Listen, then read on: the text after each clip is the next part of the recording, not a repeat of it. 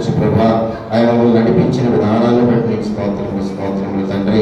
ఆయన నేడుదిన ప్రభా దాసుడు ప్రభా ఆయన చెప్పబో తండ్రి ఆయన వాక్యమును తండ్రి ఆయన చెప్పబో జీవాహారమును తండ్రి మేము భుజించి ప్రభా ఆయన వాటానుసారంగా జీవించుటకు సహాయం చేయమని అడుగుతున్నానయా.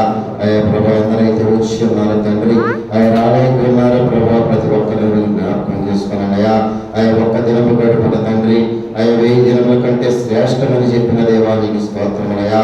ఆయన ఈ మందిరావరణంలో గడుపుట తండ్రి ఆయన శ్రేష్టమని చెప్పారు తండ్రి. ఆయన శ్రేష్టమైన దినమున తండ్రి ఆయన మేమందరం పోగొట్టుకుని వారిలాగా ఉండకుండా తండ్రి ఆయన ప్రభా నిత్యము తండ్రి ఆయన ఈ మందిరావరణంలోకి వచ్చి తండ్రి ఆయన ప్రభా నీ జీవవాక్యం విని తండ్రి అనేకులను నీ రక్షణ మార్గములను నడిపించే వారిలాగా మేము ఆయుక్తపరచమని అడుగుతున్నాను తండ్రి. ఆయన దాసుడు ప్రభా ఆయన బలాలుగా నిలబడి ఉండగా తండ్రి ఆయన మాకు కావలసిన తండ్రి ఆయన జీవాహారం దాసుని ద్వారా పలికించమని అడుగుతున్నానయా. ఆయన దాసుడు ప్రభా కుటుంబానికి జ్ఞాపకం చేసుకున్నాడు తండ్రి ఆయన వారికి కావలసిన సమస్తం అనుగ్రహించమని అడుగుతున్నానయా. ఆయన వారి రాకపోకలేదు మీరు కాపుదలు అనుగ్రహించమని అడుగుతున్నాను తండ్రి. ఆయన వారు చేసిన ప్రతి ఆయా పరిచర్యలు మీరు జ్ఞాపకం చేసుకుని ఆయా ప్రభా అనేక ఆత్మలను తండ్రి ఆయన రక్షించబడకు సహాయం చేయమని అడుగుతున్నామయ్యా. ఆయన వచ్చిన ప్రతి బిడ్డను మీరు జ్ఞాపకం చేసుకునండి. ఆయా సంఘంలో ఉన్న ప్రతి కుటుంబాన్ని మీరు జ్ఞాపకం చేసుకొని ఆయా ఎవరు ఏ అవసరం తక్కరంతో వచ్చి ఉన్నారో తండ్రి ఆయా ప్రభా ఎవరు అనారోగ్యంతో ఉన్నారో తండ్రి ఆయా సమస్తం ఎరిగిన దేవుడు ప్రభా ఆయా తగిన కాలంలో తగినట్లుగా ప్రభా ఆయా మీరే సహాయం చేయమని అడుగుతున్నాను తండ్రి. ఆయా వాతావరణాన్ని ప్రభావం స్వాధీనపరుచుకున్నాడు తండ్రి ఆయా తగిన కాలంలో తగినట్లుగా ప్రభా మీరు ఆయా వర్షములు కురిపించమని అడుగుతున్నాను తండ్రి.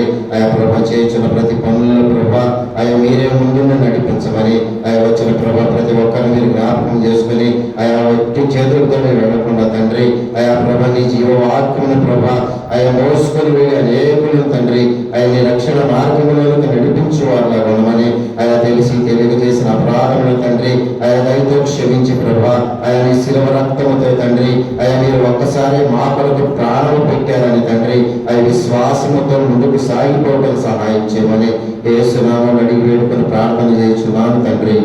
ఆమేన్.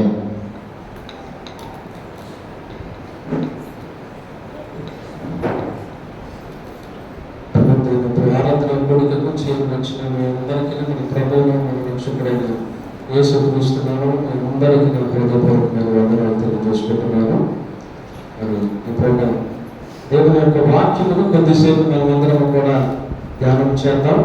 పరిశుద్ధ గ్రంథము నుండి యోహాను సువార్త 21వ అధ్యాయము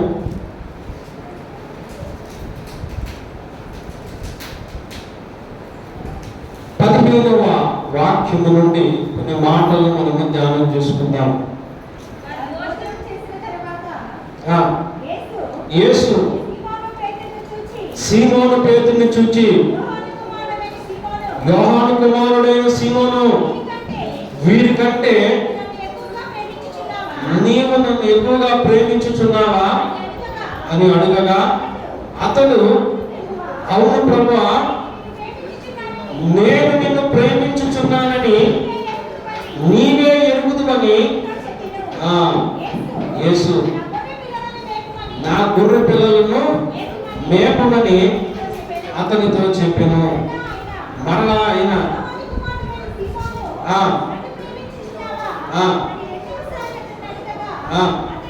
అతడు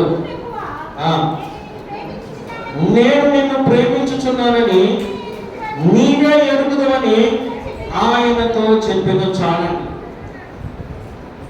ఈ మాటలు కనుక మనం చూసినట్లయితే మన ప్రభువును మన రక్షకుడైన యేసుక్రీస్తు ప్రభువారు ఆయన శిలువ వేయబడి మరణించి 3వ దినాన తిరిగి లేచి అనేక దినములు కూడా శిష్యులకు ఆయన అగపడి కనపరిచి వారితో మాట్లాడి వారితో భోజనం చేసి ఆయన ఇక ఆరోహణమైనటువంటి సందర్భము దగ్గరకు వచ్చినప్పుడు ఆయన తన దగ్గర ఉన్నటువంటి శిష్యులందరినీ కూడా పిలిచి వారిలో ఒక్కడైనటువంటి పేతురుతో ఈ సంభాషించినట్లుగా మనం చూడగలుగుతున్నాం. యేసుక్రీస్తు ప్రభువారు సీమోను పేతురు నీవు నన్ను ప్రేమించుచున్నావా అని 3 సార్లు అడిగాడు. ఎన్నిసార్లు అడిగాడు? 3 సార్లు అడిగాడు. 3 సార్లు అడిగినప్పుడు కూడా పేతురు కూడా యేసుక్రీస్తు ప్రభువారితో చెప్తున్న మాట, అవునయ్యా నేను నిన్ను ప్రేమించుచున్నాను, నేను నిన్ను ప్రేమించుచున్నాను అన్నప్పుడు ఆ గొప్ప దేవుడు, దేవాది దేవుడు, మహిమ కలిగిన దేవుడు, ఆ మహిమా స్వరూపి అయినటువంటి యేసుక్రీస్తు ప్రభువారు పేతురుతో చెప్తున్నటువంటి మాట, నా గొర్రె పిల్లలను మేపు, నా గొర్రెలను కాయుము, నా గొర్రెలను మేపు అని యేసుక్రీస్తు ప్రభువారు పేతురుతో చెప్పినట్లుగా మనం చూడగలుగుతున్నాం. చాలా జాగ్రత్తగా మీరు గమనించినట్లయితే ఇందులో గొప్ప ఆధ్యాత్మికమైన సందేశాలను మనం చూడగలం. యేసుక్రీస్తు ప్రభువారు ఆయన ఆరోహణమై వెళుతూ ఆయన ఈ భూమి మీద సంఘం యొక్క బాధ్యతను ఆయన శిష్యులలో ఉన్నటువంటి ఒకడై ఉన్న పేతురుకు ప్రముఖమైన బాధ్యతను యేసుక్రీస్తు ప్రభువారు అప్పగించినట్లుగా మనం ఈ లేఖన ద్వారా చూడగలం. ప్రియమైన దేవుని బిడ్డలారా, ఎవరికి అప్పగించాడు ప్రాముఖ్యంగా చూడగలిగితే పేతురుకి అప్పగించాడు. పేతురుకి అప్పగించడంలో నాకు చాలా సందేహం వచ్చింది. కారణం ఏంటంటే పేతురు కంటే చాలా యోగ్యమైనటువంటి శిష్యులు యేసుక్రీస్తు ప్రభువారు పక్కన ఉండినప్పటికీ కూడా యేసుక్రీస్తు ప్రభువారు ప్రాముఖ్యంగా పేతురుకే ఆయన చాలా అత్యధికమైనటువంటి ప్రాధాన్యత ఇచ్చినట్లుగా మనం చూడగలుగుతాం. ఇక్కడ ఎందుకు పేతురు గారికి అంత ప్రాముఖ్యత ఇవ్వాలి? పేతురు గారు ఏమన్నా గొప్పవాడా? పేతురు గారు ఏమన్నా మంచి జ్ఞాని అయిన వ్యక్తి? పేతురు గారిలో మనం కొన్ని విషయాలను చూడగలిగితే ఆయన చాలా అసలు ఈ యేసుక్రీస్తు ప్రభువారు అప్పగించిన పనికి ఆయన అన్ఫిట్ గా మనం చూడగలుగుతాం. మన యేసుక్రీస్తు ప్రభువారు పేతురుకు అప్పగించిన బాధ్యతలో నాకు అనిపించి దానికి ఇవ్వకుండా బాగుండేది అన్నట్లుగా మనకు అనిపించింది. కానీ యేసుక్రీస్తు ప్రభువారు హృదయాంతరంగంలో తెలిసిన దేవుడు కనుక ఆయన ఎవరికి ఏ పని అప్పగించాలో ఆయన తెలిసి సర్వాంతరము తెలిసిన గొప్ప దేవుడు ఆ గొప్ప పనిని పేతురు గారికి అప్పగించాడు. నాకు ఆశ్చర్యం వేసింది పేతురుకి అప్పగించడంలో. ఇంకా చాలా శిష్యులు ఉన్నారు, అధికమైనటువంటి ఇంకా బలము కలిగిన వ్యక్తులు ఉన్నారు, కానీ దేవుడు వారికి అప్పగించాలి. గమనించండి, ఒక పరిచర్యను ఎవరైనా ఏ వ్యక్తికైనా అప్పగించాలి అనుకోండి, అన్ని విషయాల్లో రాణించిన వ్యక్తికి అప్పగిస్తామా, ఏమి తెలియని వ్యక్తికి అప్పగిస్తామా? మంచిగా పాటలు పాడి మంచిగా ప్రార్థన చేసి దేవుని వాక్యము చెప్పి సంఘము కొరకు ఆ యొక్క కుటుంబ సభ్యుల కొరకు కన్నీటి ప్రార్థన వారి యోగక్షేమాలు బాగా చూసుకునే వ్యక్తికి అప్పగిస్తామా? అసలు ఏమి కూడా వాక్యము తెలియని వ్యక్తికి అప్పగిస్తామా? ఎవరికి అప్పగిస్తాము? తెలిసిన వాళ్ళకి అప్పగిస్తాము.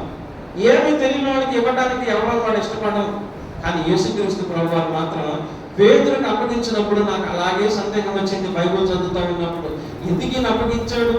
ఈయనలో చాలా లోపాలు ఉన్నాయి కదా, ఈయనలో పేతురులో చాలా మరి ఆయనలో ఉన్నటువంటి లోపాలు ఏంటో ఒకసారి మనం చూసి ఎందుకు యేసుక్రీస్తు ప్రభువారు ఈ బాధ్యతను పేతురు గారికి అప్పగించాడో మనం చూద్దాం.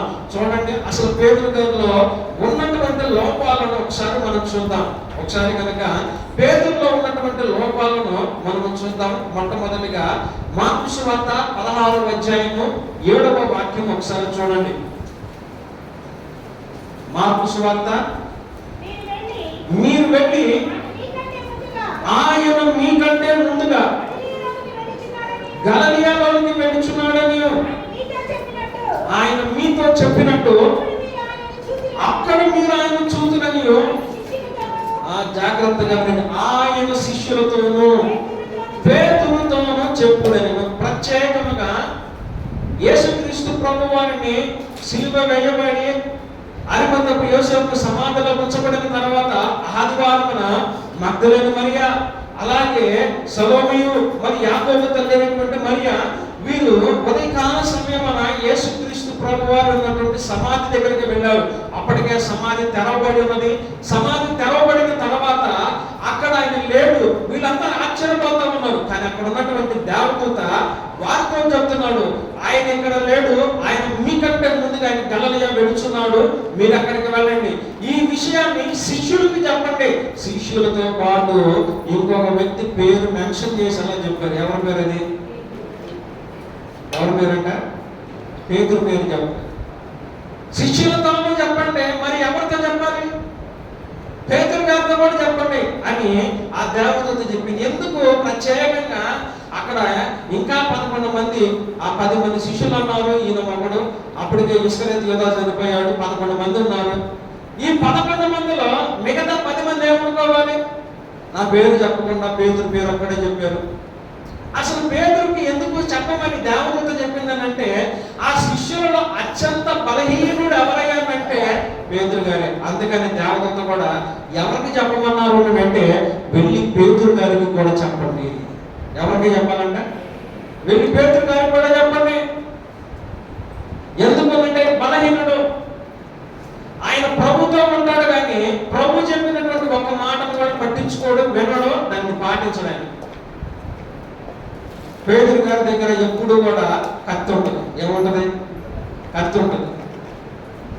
ఆయన కత్తి పట్టిన వాడు కత్తితోనే చనిపోతాడు అని ఆ సత్యం తెలిసినప్పటికీ కూడా పేతురు గారు యేసుక్రీస్తు ప్రభు వారిని ఆ యొక్క యాజకులు వారి సైన్యంతో వచ్చినప్పుడు ఆయన పట్టుకున్నప్పుడు ఈయన వెంటనే తన వలలో ఉన్నటువంటి కత్తి తీసి వెంటనే చక్కగా నీట్గా చెవిని కోసేసి, అందుకే ఆ విషయం తెలిసే యేసుక్రీస్తు ప్రభు వారు ఏమన్నారంటే, అయ్యా నీ కత్తిని తీసుకెళ్ళి ఎక్కడ పెట్టాను?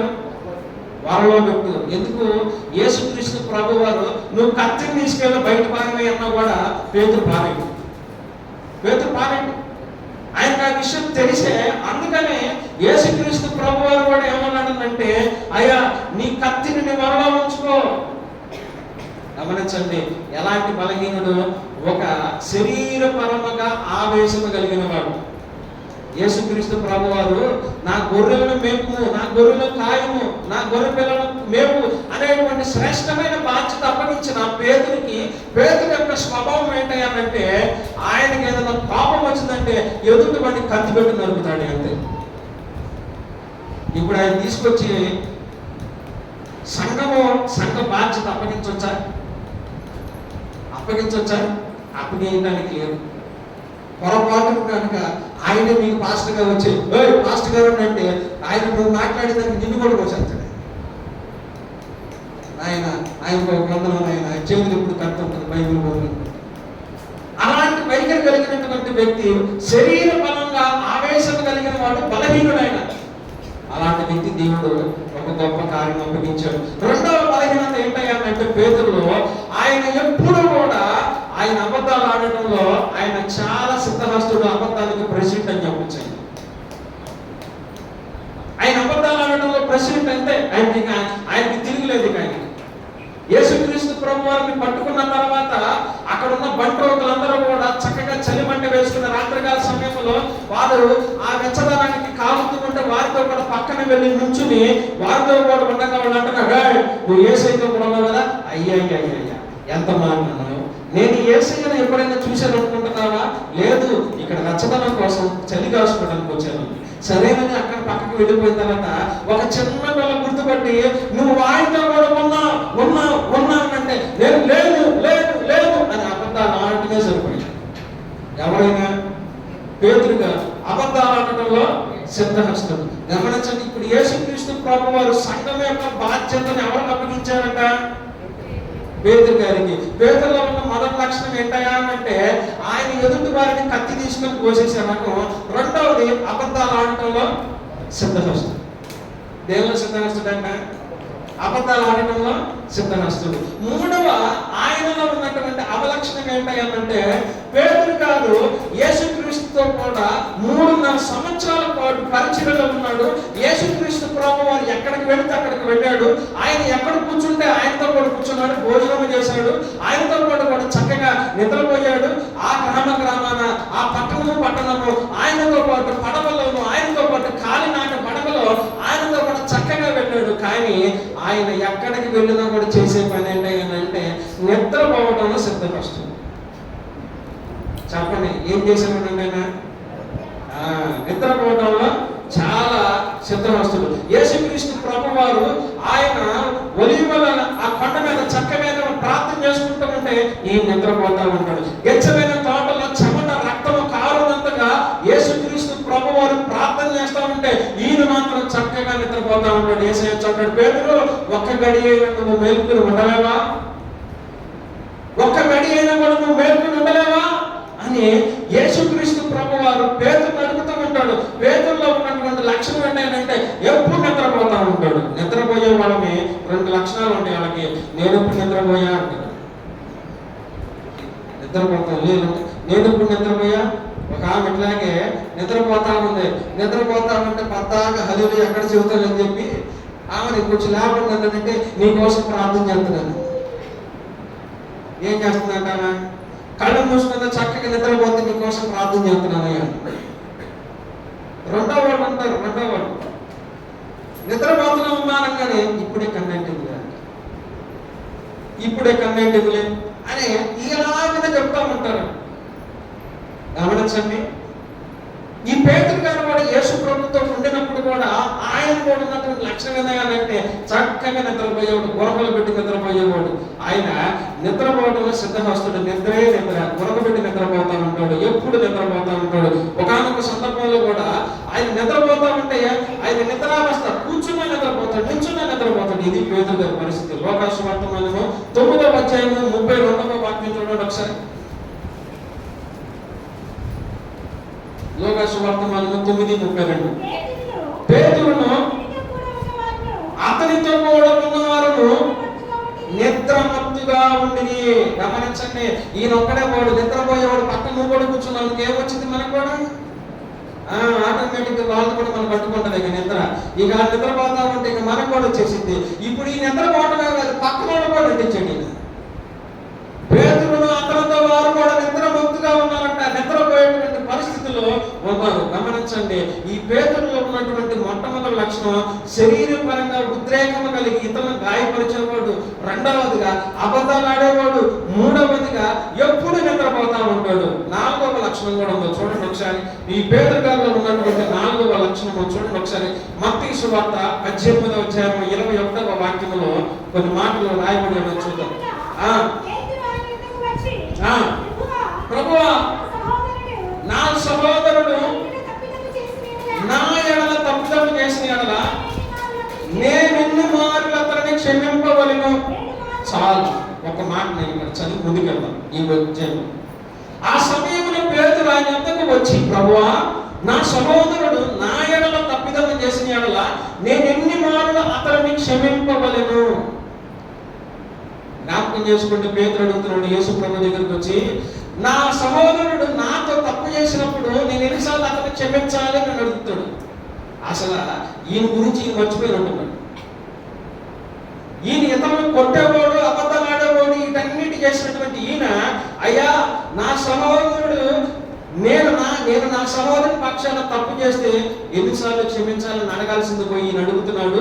నా సహోదరుడు నా ఎడల తప్పిదం చేస్తే నేను ఎన్నిసార్లు క్షమించాలి? ఈయన అసలు పరలోక ప్రార్థన కూడా ఉన్నాడు. పరలోక ప్రార్థనలో ఏమని ఉంటుంది? మా అపరాధములు మేము క్షమించి ఉన్న ప్రకారం మా అపరాధం మీరు కూడా క్షమించండి అయ్యా. మేము ఇతరులను క్షమించినప్పుడు మా అపరాధములు కూడా మీరు జ్ఞాపకం చేసుకుని క్షమించు ప్రభు అని పరలోక ప్రార్థనలో ప్రభు నేర్పించిన ప్రార్థనలో ఉంటుంది. మొట్టమొదటిగా మేము ఇతరులను క్షమించిన ప్రకారం మా అపరాధములు కూడా క్షమించు అనే మాట రాయబడినప్పుడు ఈయన అంటాడు, ఈయన నా అపరాధంలో అన్నాడు, పక్కనోడు నా ఎడల తప్పు చేస్తే నేను ఎన్నిసార్లు క్షమించాలని అడుగుతాడు. హక్కునోడు అంటే ఈయన దగ్గరకు వచ్చి నేను ఎడల తప్పు చేస్తే ఈయన క్షమించాలి. అసలు ఈయన చేయకుండా ఉంటే బాగుంది ఇతరుల పక్కన. ఆయన అడుగుతూ మరలా ఆయన అడుగుతాడు. ఏమని అడుగుతున్నాడు? అందుకు చదవండి.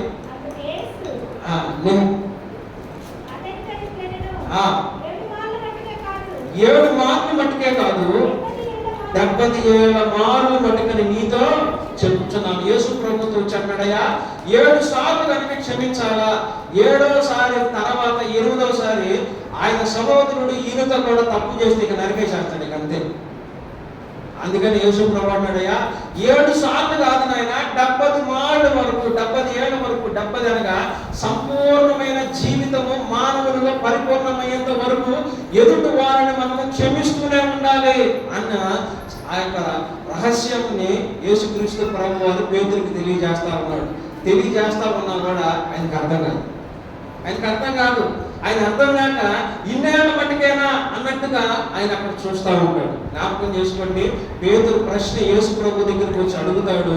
అడిగిన దానికి యేసయ్య జవాబు చెప్తే ఆ జవాబుని గ్రహించలేని పరిస్థితిలో పేతురుగా ఉన్నాడు. వస్తాడు, అడుగుతాడు, కానీ అడిగిన తర్వాత జవాబు చెప్తే మాత్రం ఆయన మాత్రం పట్టించుకోడు. ఇది 4వ అవలక్షణం పేతురు గారిలో. 5వ అవలక్షణం ఏంటో ఒకసారి చూద్దాం. యోహాను సువార్త 13వ అధ్యాయము 5వ వాక్యము చూడండి ఒకసారి. యోహాను సువార్త 13, 5వ వాక్యము. నీళ్ళు పోసి శిష్యుల పాదములు కడుపుటకు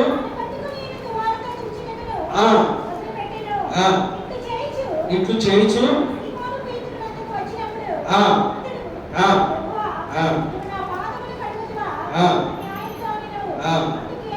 అందుకు యేసు, నేను చేయించున్నది ఇప్పుడు నీకు తెలియదు, కానీ ఇక మీద నువ్వు తెలుసుకుంటావు.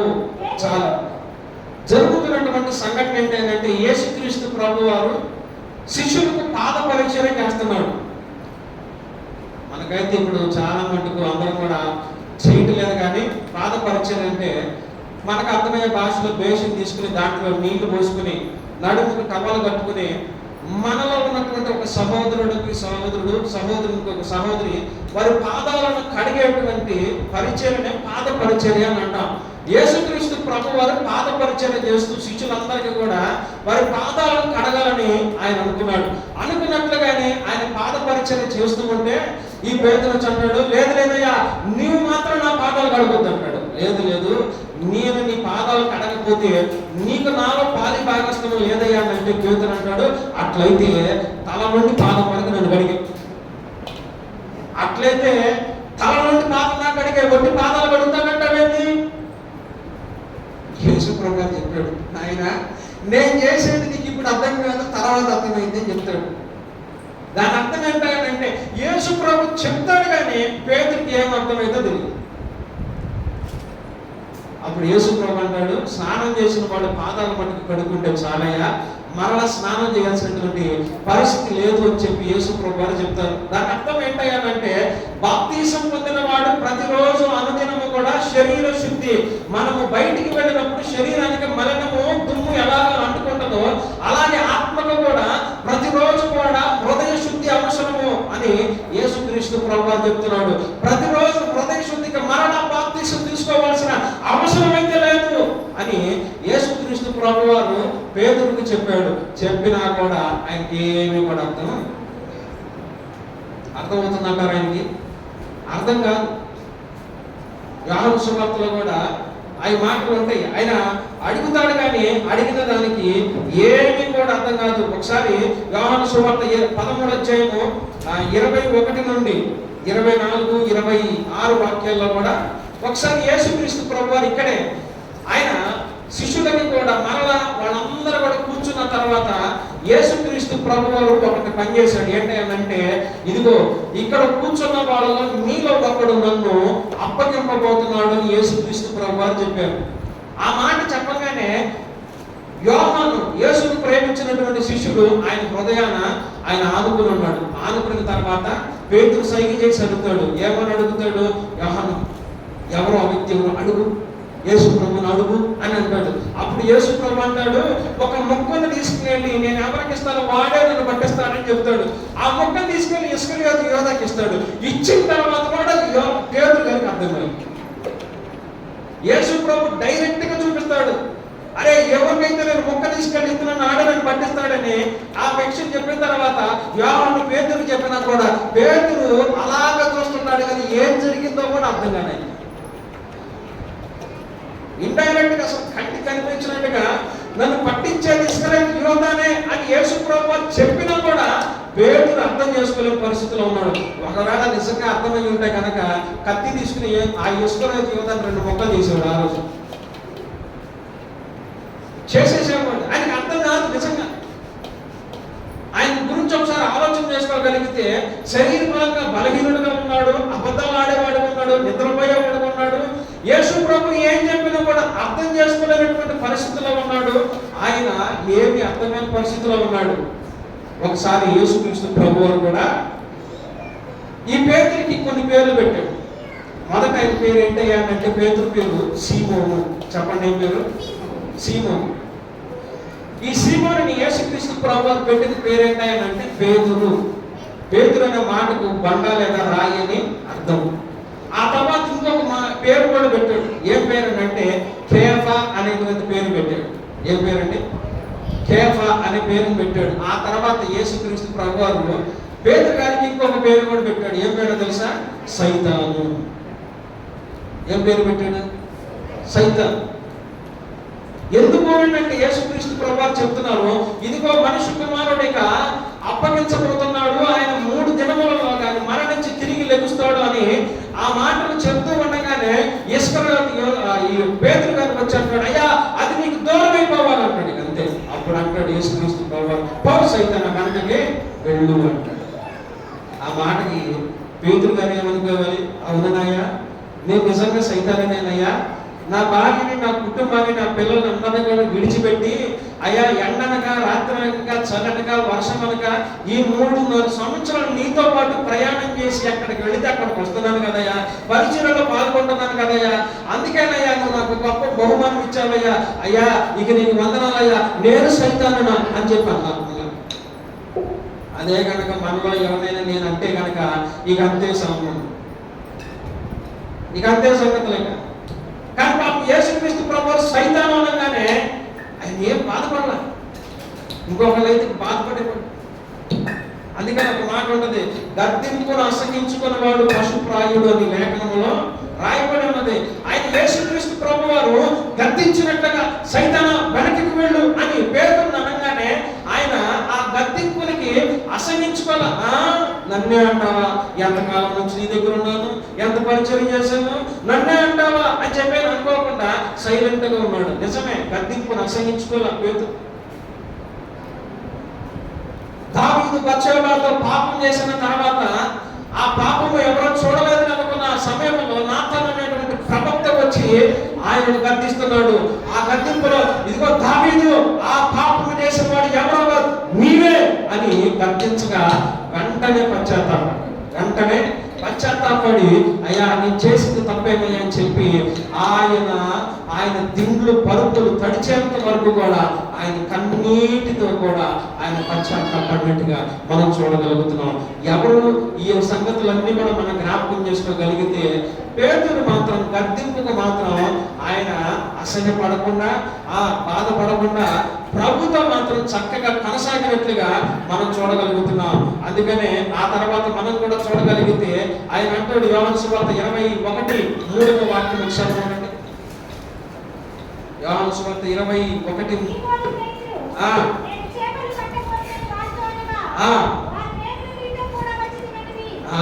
ఈయన ఏం చేస్తాడయ్యా అంటే, ఎందుకు సాతాను అని పేతురుని తిట్టాడు?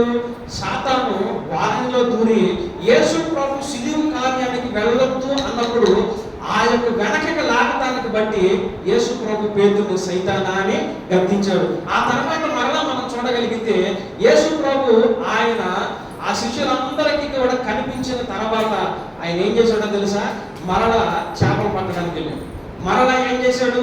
ఆయన పట్టడమే కాదు, ఆయనతో కూడా ఉన్నటువంటి శిష్యులందరినీ కూడా మనం కూడా చేపలు పడదాం రండి అని వాళ్ళందరినీ కూడా వెనకకి లాగే ప్రయత్నం చేస్తా ఉన్నాడు. ఆయన ఏం చేస్తున్నాడమ్మా? వెనకకి లాగుతా ఉన్నాడు. ఆ మాట చూడండి 21:3. సీమోను పేతురు నేను చేపలు పట్టబోదనని వారితో అనగా వారు మేము నీతో కూడా వచ్చినమని వారు వెళ్ళి చాలండి, వారు మీతో కూడా వచ్చిందమని. జాగ్రత్తగా గమనించినట్లయితే ఈయన పరిచర్యకు ముందుకు వెళ్ళటంలా, దేవుని రాజ్యాన్ని కట్టడంలా, దేవుని రాజ్యాన్ని కూల్చే విధముగా వెనకకు లాగే విధముగా ఈయన మరలా చేపలు పట్టడానికి వెళుతున్నాడు. ఈయనతో పాటు మిగతా వాళ్ళను కూడా చేపలు పట్టడానికి లాగుతున్నాడు. ప్రియమైన దేవుని సంగమా, పేతురు ఎలా ఉన్నాడు అంటే దేవుని రాజ్యాన్ని కట్టేవాడుగా కాక వెనకకు లాగేవాడుగా ఉన్నాడు. యేసు ప్రభు సిలువ మరణం పొందొద్దు అంటాడు. ఈయన శిష్యులను పరిచర్యకు వెళ్ళలేకుండా చక్కగా రండి చేపలు పట్టుకుందాం, చేపలు కూర వండుకుని తిందాం అన్నట్టుగా ఈయన భాష అంతా కూడా అట్లాగే ఉంటుంది. గమనించినట్లయితే ఈయనలో ఆ గొప్ప బాధ్యతను అప్పగించడానికి ఏంటి, ఈయనలో ఉన్నటువంటి ఘనమైన గొప్ప కారణం ఏంటని ఆలోచన చేయగలిగితే ఏమి కూడా కనిపించదు మనకు అసలు. ఎందుకు అంటే ఆయన ఏమో ఇతరులను గాయపరుస్తూ ఉంటాడు, అబద్ధాలు ఆడుతూ ఉంటాడు, నిద్రపోతా ఉంటాడు. యేసు ప్రభు చెప్పేది అర్థం కాదు. యేసు ప్రభు శిలువ మరణానికి వెళ్లకుండా వెనకకు లాగుతాడు. శిష్యులను పరిచయం చేయకుండా రండి చక్కగా చేపలు పట్టుకుందాం అంటా ఉంటారు. గమనించండి, దేవుని రాజ్యాన్ని కట్టేది మనుషులే, దేవుని రాజ్యాన్ని కూర్చొని కూడా ఎవరు? మనుషులే. ఈనాడు మనము కూడా దేవుని యొక్క సన్నిధిలో ప్రార్థనకి ఇతరులు మనము కూడా వస్తూ నడిపించే వారముగా ఉండాలి, కానీ చక్కగా వెళ్ళకుండా అడ్డగించే వారముగా ఉండకూడదు. పేరు ఎట్లా ఉన్నాడు అంటే వారికి ముందుకు కదలనేయకుండా వెళ్ళనేయకుండా అడ్డగించేవాడుగా ఆయన అక్కడ ఉన్నట్లుగా మనము చూడగలుగుతున్నాం.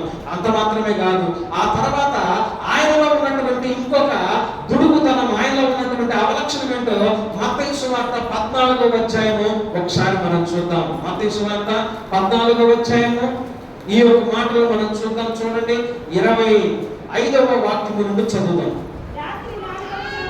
రాత్రి 4వ జామున ఆయన సముద్రము మీద నడుచుచు వారి యొద్దకు వచ్చెను. ఆయన సముద్రం మీద నడుచుట శిష్యులు చూచి తొందరపడి భూతమని చెప్పుకొని భయము చేత కేకలు వేసిరి. వెంటనే యేసు ధైర్యము తెచ్చుకొనడి, నేనే, భయపడకూడని వారితో పేతురు, ప్రభువా నీవే అయితే నీళ్ల మీద నడిచి నాకు సెలవీయమని ఆయనతో కూడా అని. గమనించండి, యేసుక్రీస్తు ప్రభువారు ఒక దినమున పరిచయం చేసుకున్న తర్వాత శిష్యులను వారిని ఆయన ఆ యొక్క పడవలో పంపించేశాడు. ఆ దోణిలో పంపించిన తర్వాత రాత్రికాల సమయమున 4వ జామున యేసుక్రీస్తు ప్రభువారు ఆయన చక్కగా నీళ్ళ మీద నడుచుకుంటూ ఉండగా అక్కడ హోరు తుఫాను కలిగిందంట. ఆ రాత్రికాల సమయమున అప్పటికే అక్కడంతా కూడా అలల చేత పట్టబడుతున్నది.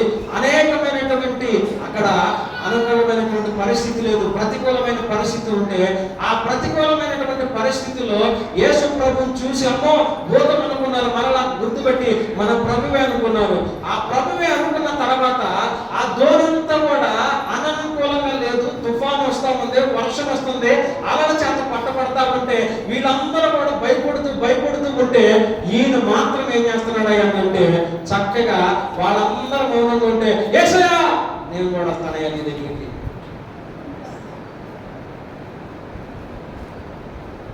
గమనించండి ప్రియమైన దేవుని బిడ్డలారా, ఇంత దూకుడు ఎక్కువ. ఎందుకు అంటే అక్కడ ఉన్నటువంటి హేమాహేమీలందరూ కూడా ఉన్నారు, వాళ్ళందరూ కూడా చక్కగా మౌనంగా ఉంటే ఈయన మాత్రం ఒక్కడే అంటాడు నేను వచ్చేస్తానయ్యా, అయ్యా అయ్యా అని చెప్పి మాట్లాడుతూ ఉంటాడు. మాట్లాడిన తర్వాత ఏమైంది, చక్కగా రమ్మన్నాడు. అయితే ఆ గాలుల ఆ ప్రభావం అంతా కూడా చూసిన తర్వాత ఒక్కసారిగా ఇక మునిగిపోవడం ప్రారంభించాడు. నాయనా ప్రభువా నన్ను రక్షించాలి అని చెప్పి కేకలు వేస్తున్నాడు. అప్పుడు యేసు ప్రభు అంటాడు, చెయ్యించి ముందు అల్ప విశ్వాసి. గమనించండి, ఎంత మునిగిపోయేటువంటి ప్రమాదము, రెండో అల్ప విశ్వాసి అని తిట్టించుకునేటువంటి సంఘటన అంతా కూడా అసలు పేతురు గారికి అవసరమా?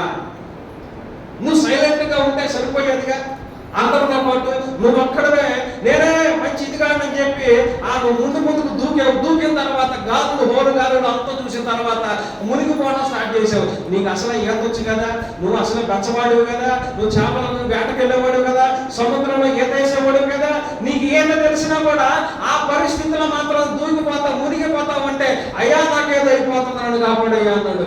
మన ప్రభు ఎలాంటి వాడు అయ్యానంటే గొప్ప దేవుడు. ఆయన ఏం చేసాడో తెలుసా, ముందు చేయించిన తర్వాత అల్ప విశ్వాసి అని తిట్టాడు.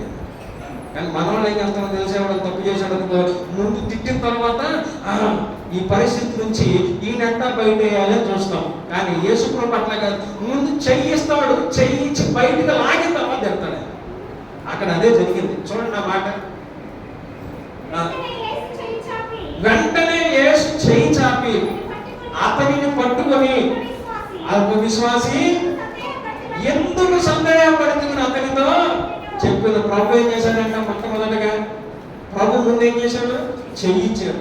చేయించిన తర్వాత ఆయన అల్ప విశ్వాసి, ఎందుకు నువ్వు సందేహపడ్డావు అని అడిగాడంట. అదే మనమైతే ముందేం చేస్తాం చెప్పండి? ముందేం చేస్తాం? 10వ తరగతి పిల్లాడు తప్పాడు అని అనుకోండి, ఏం చేస్తాం? ఎరా ఆడి భాష ఈడి భాష ఎదిగావు కానీ ఎందుకంటే జ్ఞానం లేదు, ఏం లేదు. ఆయన తిట్టిన తర్వాత సరే ఎక్కడొక్క మన పిల్లడు కాబట్టి ఆ బెటర్మెంట్కో లేదంటే మళ్ళా పరీక్ష కట్టుకొని మళ్ళా రాయడం ఫీజు కట్టుకుని అని చెప్పి వాడిని అంటామంటాం. కానీ యేసుప్రభు ఏం చేశాడు? ముందు చెయ్యించాడంట. చెయ్యించిన తర్వాత ఆయన ఏం చేశాడు? అల్ప విశ్వాసి. అందుకని ప్రభువుకి మనకు అదే వ్యత్యాసం. మనం ముందు తిడతాం, తర్వాత ఆలోచిస్తాం. కానీ ప్రభు అట్లే కాదు, ప్రభువు ముందు చెయ్యిస్తాడు, ఆ తర్వాతే జ్ఞాపకం చేసుకోండి. ఈయన జీవితంలో ఒక్కసారి కనుక మనం ఆలోచించేద్దాం, మన ప్రభువుని, మన రక్షకుని యేసుక్రీస్తు ప్రభువు ఆయన అడుగుతున్నాడు. ఆయన ఆరోహణమైనటువంటి సమయం దగ్గరికి వచ్చినప్పుడు పేతురుతో అడుగుతున్నాడు, పేతురు, సీమోను పేతురు, నీవు నన్ను ప్రేమించుచున్నావా? నీవు నన్ను ప్రేమించుచున్నావా? నీవు నన్ను ప్రేమించుచున్నావా అని 3 సార్లు అడిగాడు. అడిగినప్పుడు నేను ప్రేమిస్తున్నానయ్యా, ప్రేమిస్తున్నాను అన్నప్పుడు నా గొర్రెలను మేపు, నా గొర్రెలను కాయి, నా గొర్రెలను కాయి అనేటువంటి బాధ్యతను పేతురు గారికి అప్పగించాడు. ఆయనలో ఉన్నటువంటి శ్రేష్టమైనటువంటి లక్షణాలు ఏమున్నాయి అని ఆలోచన చేయగలిగితే దుడుకుతనం ఉన్నది, తొందరపాటుతనం ఉన్నది, అబద్ధాలు ఉన్నాయి. ఇతరులను గాయపరిచేవాడు. యేసు ప్రభు దగ్గరికి వెళ్ళి, అయ్యా ఇదిగో నువ్వు పాదాలు కడుక్కున్నావు, శరీరం స్నానం చేయవలసిన లేదంటే నన్ను స్నానం చెప్పి అసలు ఏం మాట్లాడుతుందో తెలియదు. అక్కడికి వెళ్ళి నాకు అంటాడు, యేసు ప్రభు ముందుకు వెళ్ళలేకుండా, ఓ నువ్వు సిలువ వద్దయా అంటాడు. ఓ సైతానా అనగానే ఆయన్ని ముందుకు వెళ్ళనీయుడు, శిష్యులను ముందుకు వెళ్ళనీయుడు. యేసు ప్రభు ఏం చెప్తున్నాడు అర్థం కాదు. జ్ఞాపకం చేసుకోండి, అంత అయోమయమైనటువంటి వ్యక్తికి ఒక గొప్ప బాధ్యతను అప్పగించాడు. ఒక గొప్ప బాధ్యతను అప్పగించాడు. ఎందుకని అంత గొప్ప బాధ్యతను మిగతా శిష్యులకు ఇవ్వకుండా ఇన్ని అవలక్షణాలు ఉన్నటువంటి ఈ పేతురు గారికి అప్పగించాడు? జ్ఞాపకం చేసుకోండి. ఒకసారి ఈ చదివిన మత్తయి సువార్తలోనే ఒక మాటను మనం చూద్దాం. ఆ 14వ అధ్యాయంలోనే కొన్ని మాటలు నేను చదువుతున్నప్పుడు ప్రభు నాకు జ్ఞాపకం చేశాడు. ఆ మాటలు నేను చెప్తాను, చూడండి. ఒకసారి జ్ఞాపకం చేసుకుంటే 29వ వాక్యం చూడండి. ఆయన రమ్మనగానే పేతురు దోణి దిగి యేసు వద్దకు వెళ్ళుటకు. చాలండి, జ్ఞాపకం చేసుకోండి ప్రియమైన బిడ్డలారా. యేసుక్రీస్తు ప్రభువారు ఆయన నీటి మీద నడుచుకుంటూ వస్తున్నాడు. అక్కడంతా ప్రతికూలమైన వాతావరణం ఉన్నది, ప్రతికూలమైనటువంటి పరిస్థితి ఉన్నది. అక్కడ తుఫాను, పూర్ణ వర్షం పడతా ఉంది. ఆ యొక్క దోణి అలల చేత కొట్టబడతా ఉంది. నుంచోడానికి సమయం లేదు, తడిచిపోతా ఉన్నారు. ఎక్కడ మునిగిపోయి ఎక్కడ నీటి చేత నింపబడి వారు మునిగిపోతాము అని వాడు భయాక్రాంతులై భయపడుతున్నటువంటి ఆ సమయంలో యేసు ప్రభు అన్నాడంట, ఆ ప్రతికూల వాతావరణంలో పేతురు నువ్వు రాయా అన్నాడంట. ఎప్పుడు రమ్మన్నాడు చెప్పండి? ఎప్పుడు రమ్మన్నాడు? అనుకూల వాతావరణంలో యేసుక్రీస్తు ఆయన పేతురుని పిలిచాడా? ప్రతికూల వాతావరణంలో పిలిచాడా? చెప్పాలండి. ప్రతికూల వాతావరణంలో యేసుక్రీస్తు ప్రభువారు పేతురుని నా దగ్గరికి రా అని పిలిచాడు. జ్ఞాపకం చేసుకోండి ప్రియమైన దేవుని బిడ్డలారా. యేసుక్రీస్తు పిలిచినటువంటి సందర్భం అనుకూలమైనటువంటిది కాదు, ప్రతికూలమైన వాతావరణము, పరిస్థితులు కలిగినది. జ్ఞాపకం చేసుకోండి. అన్ని బాగున్నప్పుడు యేసయ్య దగ్గరికి ఎవడైనా వస్తాడు. ఆరోగ్యం బాగుంది, కుటుంబం బాగుంది, అప్పులు లేవు, అనారోగ్యాలు లేవు, అన్ని బాగానే ఉన్నాయి, ఎవరైనా వస్తారు. కానీ నీ కుటుంబంలో ఆరోగ్యం లేదు, నీ కుటుంబంలో నెమ్మది లేదు, నీ కుటుంబంలో సమాధానం లేదు, నీ కుటుంబంలో అప్పులు, నీ కుటుంబంలో కన్నీరు, వేదన, దుఃఖము అంత ప్రతికూలంగా ఉంది. కానీ ఆ ప్రతికూలమైన సమయంలో దేవుని దగ్గరకు వచ్చే వాళ్ళు దేవునికి కావాలి. దేవుని స్తోత్రం. హల్లెలూయా. మీకు అర్థమవుతుందా? ఇప్పుడు యేసుక్రీస్తు ప్రభువారు పేతురుని పిలిచింది అనుకూలమైన వాతావరణంలో నా దగ్గరికి రాయా అని చెప్పి పిలవాలి. ప్రతికూలమైన వాతావరణంలో యేసుక్రీస్తు ప్రభువారు చుట్టూ తుఫానుతో ఉన్నది, వర్షము పడతా ఉంది భయంకరంగా, కోరు గాలులు వేస్తా ఉన్నాయి, అలల చేత ధోని కొట్టబడిపోతా ఉంటే ఆ సమయంలో ప్రతికూల వాతావరణంలో యేసుక్రీస్తు ప్రభువారు పేతురుని నువ్వు నా దగ్గరకు రా అని చెప్పి పిలవగానే ఆ ప్రతికూల వాతావరణము, ప్రతికూల పరిస్థితుల్లో పేతురు యేసయ్య దగ్గరకు వెళ్ళాడు. దేవునికి స్తోత్రం చేద్దాం. ఎప్పుడు వెళ్ళాడంటే పేతురు కూడా ఆ ప్రతికూల వాతావరణం ఉన్నప్పుడే పేతురు కూడా యేసు ప్రభు దగ్గరికి వెళ్ళాడట. యేసు ప్రభు పేతురులో చూసింది కదా తెలుసా? ఆయన జ్ఞానవంతుడిని చూడాల, పేతురులో ఆయన మంచి వాక్చాతుర్యము చూడాల, పేతురులో ఉన్నటువంటిది అర్థం చేసుకునేటువంటి గుణ లక్షణాలు పేతురులో దేవుడు చూడాల. పేతురులో చూసింది కదా తెలుసా? నమ్మకమైనటువంటి సమయం, నమ్మకమైనటువంటి మనసు, నమ్మకమైన మనసు ఏంటో తెలుసా? ప్రతికూల వాతావరణంలో కూడా ఏమి ఆలోచించకుండా ప్రభు కోసం ముందడుగు వేసి వెళ్ళిపోయాడు. అది ఆయన చూసింది. ఆయన నీకు అంతా బాగుంటే ప్రభు దగ్గరికి వస్తావు కదా, చిన్న అనారోగ్యం వచ్చిన నువ్వు ప్రభు దగ్గరికి రాగలుగుతున్నావా? చిన్న శోధన వచ్చిన నువ్వు ప్రభు దగ్గరికి రాగలుగుతున్నావా?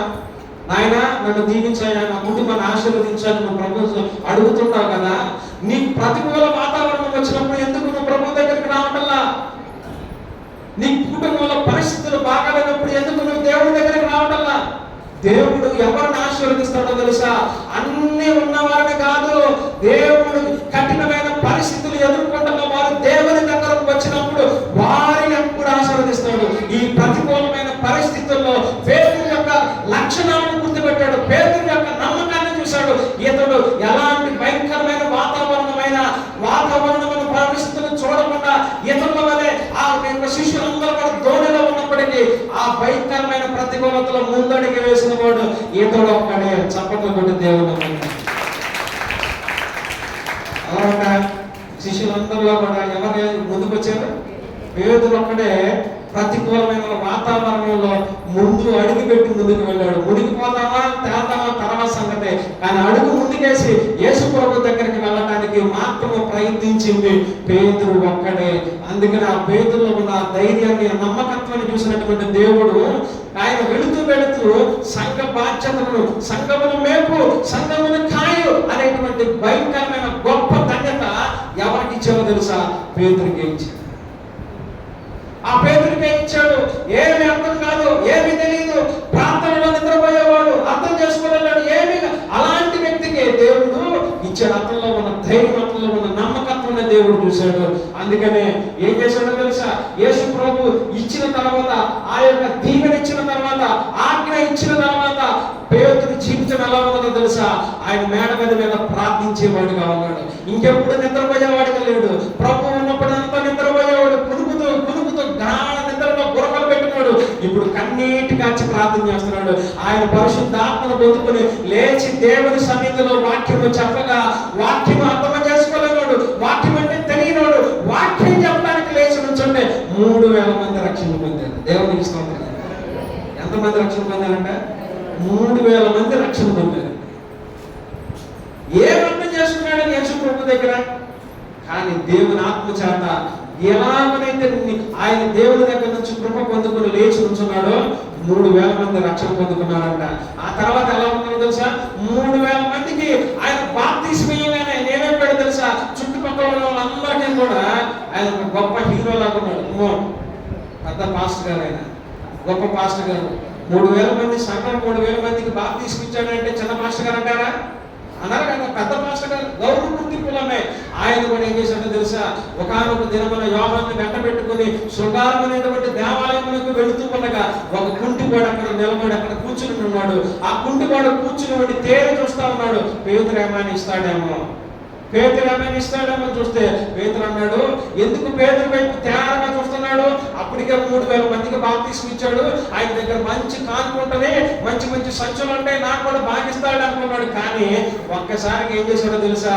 ఇదిగో మా దగ్గర వెండి బంగారంలో ఏమీ లేవు, కానీ నజరేయుడైన యేసు నామములో లేచినాడు. ఒక్క మాటకి ఆయన లేచి నడవటం ప్రారంభించాడు. ఏం చేశాడో తెలుసా? సమస్త ఘనత మహిమ యేసయ్యకు మాత్రమే చెందేటట్టుగా చేశాడు. యేసయ్యకు మాత్రమే చెందేటట్టుగా చేశాడు. జ్ఞాపకం చేసుకోండి. పేతురులో ఒకప్పుడు కూడా ఆయనలో ఏ మంచి లక్షణాలు కూడా, ఆయన గురించి ఇతరులో మంచిగా ఉన్నదని చెప్పుకోవడానికి కూడా వీలు లేదు, ఏమి అర్థం కాదు. కానీ ఆ వ్యక్తికి దేవుడు ఒక గొప్ప కార్యం అప్పగించాడు. ఆ గొప్ప కార్యం ఏం చేశాడో తెలుసా? అతనిలో ఉన్న నమ్మకత్వాన్ని, ధైర్యాన్ని చూశాడు, ఆయనకు అప్పగించాడు. అప్పగించిన తర్వాత ఆయన జీవితము మునుపటి పేతురు కాదు, ఈ ఈస్ ట్రాన్స్ఫర్డ్, మార్పు చెందాడు. మార్పు చెందిన తర్వాత ఒక గొప్ప వ్యక్తిగా దేవుని చేతిలో మార్చబడ్డాడు. మార్పు నొందిన వ్యక్తి అనేకులకు ఆశీర్వాదకారంగా ఉన్నాడు. రామానుజారా అనేకులకు ఆశీర్వాదకరంగా ఉన్నాడు. నీ నా జీవితాలు ఈ మధ్యాహ్నకాల సమయంలో మనం కూడా అలాగే ఉన్నామేమో. నాకేం అర్థం కాదండి, నా బ్రతుకంతా కూడా అయోమయంగా ఉంది, నేను ఎదగలేకపోతున్నా, దీవించలేకపోతున్నా, నేను నా కుటుంబానికే నేను ఆశీర్వాదంగా కరంగా లేదు, ఇతరులకు నేను ఎలా ఉంటానని అని నువ్వు అనుకుంటున్నావా? దేవుడు ఒక గొప్ప అవకాశం ఇస్తున్నాడు. ఏమీ తెలియని వ్యక్తిని, అబద్ధాలు ఆడేవాడిని, నిద్రపోయేవాడిని, శరీరపరంగా కత్తి తీసుకుని నరికేవాడిని, అలాంటి వ్యక్తిని దేవుడు మార్చాడు. మార్పు నొందించి ఒక గొప్ప పాత్రగా వాడుకున్నట్లుగానే నిన్ను నన్ను కూడా వాడుకోగలడు. అయ్యా, నన్ను కూడా పేతురు వలె మార్చరా? నన్ను కూడా పేతురు వలె ఆ రీతిగా ఉపయోగించుకోవా? నన్ను కూడా పేతురు వలె దీవించవా అని నువ్వు అడగగలిగితే, పేతురు మార్చిన గొప్ప దేవుడు ఈ మధ్యాహ్న కాల సమయమైన నిన్ను నన్ను కూడా మార్చడానికి సిద్ధముగా ఉన్నాడు. తల నుంచి మనము 2 నిమిషాలు ఆయన సన్నిధిలో అడుగుదాం. ఆయన నా జీవితాన్ని కూడా మార్చు ప్రభా, నా జీవితాన్ని కూడా ఆశీర్వాదకరంగా మార్చునైనా అని ప్రతి ఒక్కరము కూడా దేవుని అడుగుదాం. మౌనంగా ఉండవద్దు. దేవుడు మన జీవితాన్ని మార్చే సమయము, అద్భుతమైన సమయము, దేవుని చేతిలో మార్చుకునేటువంటి సమయము.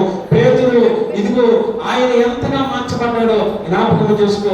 ఒకప్పుడు ఏమి తెలియని వాడు, ఏమి అర్థం కాని వాడు, నిద్రపోయేవాడు, ఆయన పేరును సైతానుగా దేవుడు ఉచ్చరించాడు. అయినప్పటికీ కూడా యేసు ప్రభుతో ఉన్నాడు కానీ వెనకకు తిరగల, అనేక మందిని వెనకకు లాగాడు.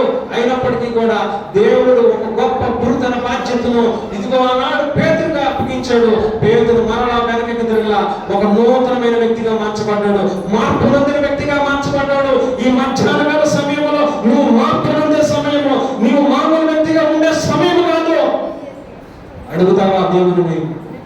ఆయన నా చింతను కూడా మార్చు, ఆయన నా చింతను కూడా ప్రభా పేతురు వలె ఒక మార్పు నొందిన చింతని, నా చింతను కూడా దయచే. ఒక ఆశీర్వదించబడిన చింత వలె నా చింత కూడా వచ్చు ప్రభా. నేను కూడా ఇతరుల వెనక లాగుతున్నానేమో, నేను కూడా దేవుని సన్నిధిలో పనికి రాకుండా నిద్రపోతున్నానేమో, నేను కూడా దేవుని సన్నిధికి వస్తున్నాను కానీ అబద్ధాలు ఆడుతున్నానేమో, నేను కూడా ప్రార్థనకు వస్తున్నా, బయటికి వెళ్ళాక నలుగురు నా నోటి మాటల చేత, నా చేతుల కర్ర చేత, కత్తి చేత గాయపరుస్తున్నానేమో, నాలుక చేత గాయపరుస్తున్నానేమో, నాకు ఏమీ అర్థం కాదు నా భవిష్యత్తు అని నువ్వు అనుకుంటున్నావా? దేవుడు గొప్ప కార్యం నీలో నాలో చూస్తాడు. ఆ రోజున భయంకరమైన ప్రతికూల వాతావరణములు దేవుని కొరకు ముందు అడిగి వేసిన వాడిగా, దేవుని కలుసుకోవడానికి అడిగి వేసిన పేతురు నీ నా జీవితాన్ని కూడా చూస్తున్నాడు. నీలో నాలో కూడా గొప్ప లక్షణాలు ఉన్నాయి, మంచి లక్షణాలు ఉన్నాయి. ఆ లక్షణాలను బట్టి దేవుడు నిన్ను నన్ను దీవిస్తాడు. ఆయన చూసేటువంటి సమయం అద్భుతమైన సమయము. ఆయన నా జీవితాన్ని కూడా దర్శించండి, నా జీవితాన్ని కూడా బాగు చేయండి. పేతురు వల్ల గొప్పగా నా జీవితం మార్పులందరి జీవితం వల్ల ఉండడానికి సహాయము దయచేయమని అని మనమందరం కూడా ప్రార్థిద్దాం. నోరు తెరిచి ప్రార్థిద్దాం. మన మధ్యలో ఉన్న పెద్దలు ప్రియులు అబ్రహాం గారు ప్రార్థనలు నడిపిస్తారు.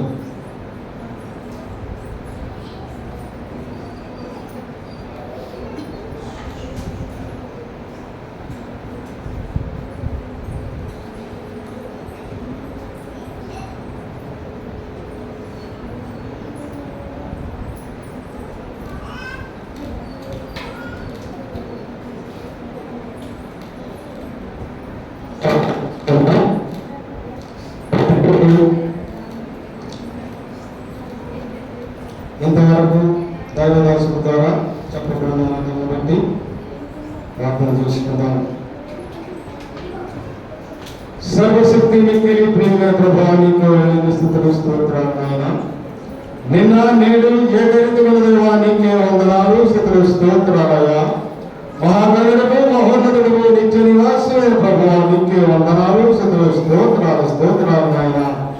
గడిచిన పునరుద్ధానం నుంచి పునరుద్ధానం వరకు నాయన అందరము కూడా సజీవ లెక్కలో ఉంచిన ఆయన నీ సందులో చేర్చి ఆరాధించుకునే భాగ్యము ధన్యతతో నాకు సహవాసానికి ఇచ్చిన స్థుతులు స్తోత్రాలు స్తోత్రాలు ప్రభువా.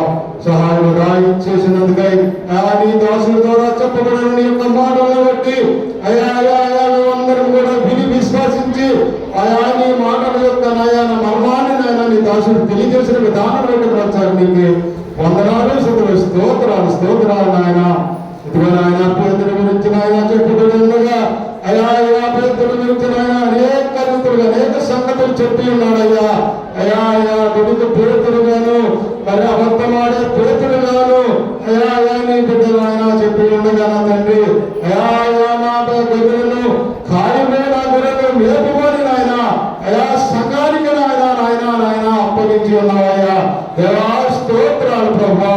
ఎంత దుడుకు పేదలైనా కానీ నాయన నీ సంఘాన్ని కాయటానికి నా తండ్రి నీ బిడ్డ నా తండ్రి ఇదిగో బండాన్ని నాయన పేరు పెట్టి బండ రాయి అని చెప్పి నాయన నీ కుమారుడు నాయన పేరు పెట్టి ఉండగా నీ యొక్క సంఘాన్ని నీ బండ మీద స్థిరపరిచిన నీ బిడ్డను బట్టి వందనాలు స్థితులు స్తోత్రాలు స్తోత్రాలు నాయన.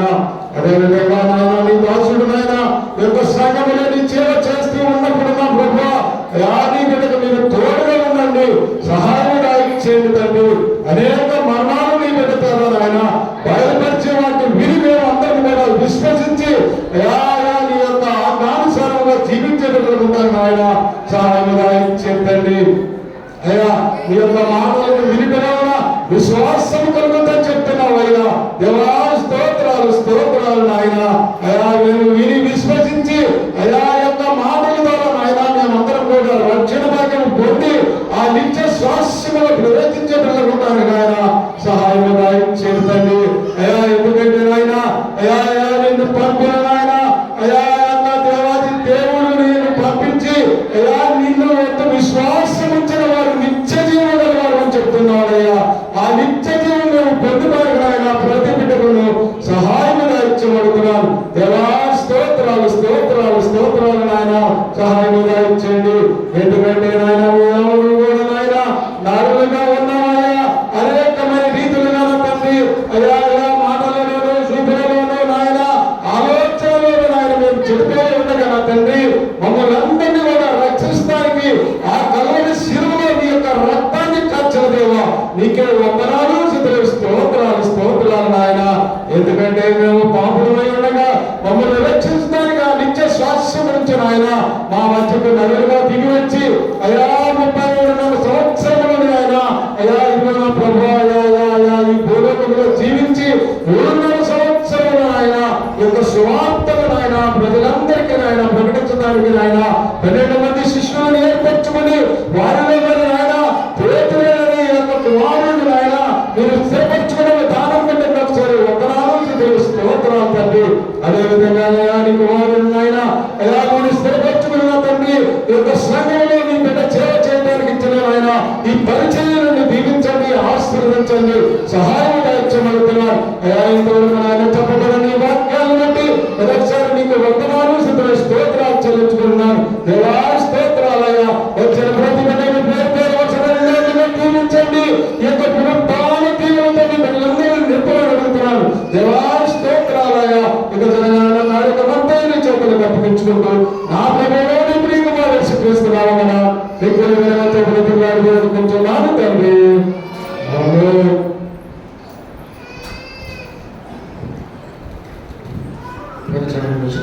కాలం